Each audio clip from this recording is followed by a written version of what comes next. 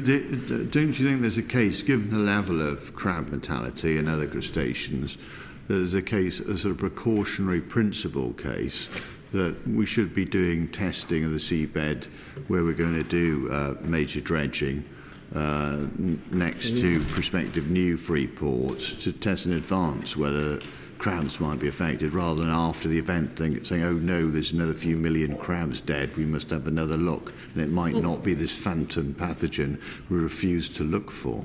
Because some of the changes that have happened in parts of the northeast, CFAS have actually undertaken sampling and are testing for disease or pathogens in that, particularly thinking of the Nethrops area, so the Norway lobster and the Dublin Bay prawns. So that work is underway.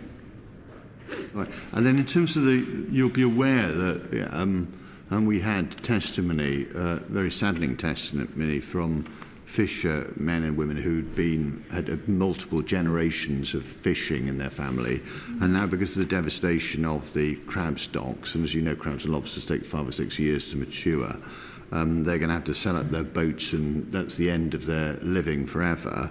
So why is it that you haven't called for the government to provide them some level of compensation, even if this is an act of God, as it were, akin to what happened with the foot and mouth disease episode where farmers were compensated?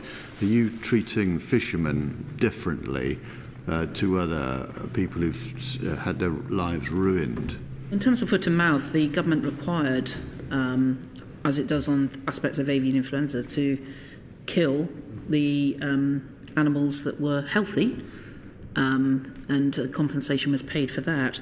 In this regard, I understand the concerns of the local fishermen, but in that wider area, what has been fed back is that we're not seeing a particular change in aspects of revenues. We also have certain funds available, Seafood Fund.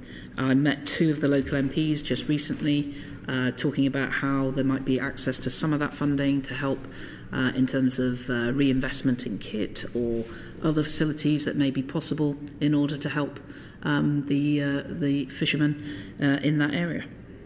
Because the problem here is that in the event that you were correct, namely that this was a sort of a novel pathogen, as it's called, a sudden sort of a virus of crabs and the like, that's basically killed the crab population.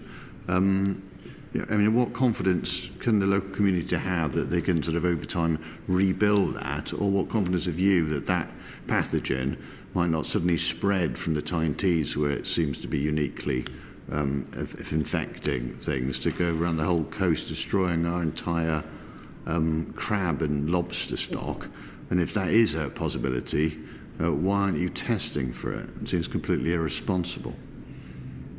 I don't think it is irresponsible. I've already reported to the committee that CFAS hasn't received any reports of similar crab or crustacean mortality events since that original incident, and I've already indicated to said to the committee one of the sudden changes in terms of dropping catch of prawns, Dublin Bay prawns and Norway lobster, means CFAS have undertaken some sampling and are testing for disease and pathogens. So I actually think we're being proactive. I'm not quite with this, in the sense that this pathogen allegedly suddenly emerged, killed all these crabs, so then it sort of disappeared, and we haven't found it, and so it could just happen again anywhere, couldn't it?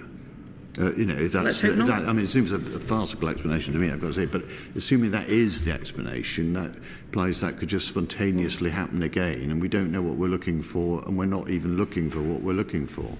We do know what we're looking for in terms of... we're not looking, are we?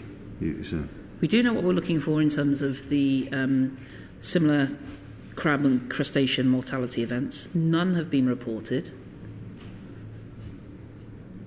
And finally, shifting the subject slightly, just briefly,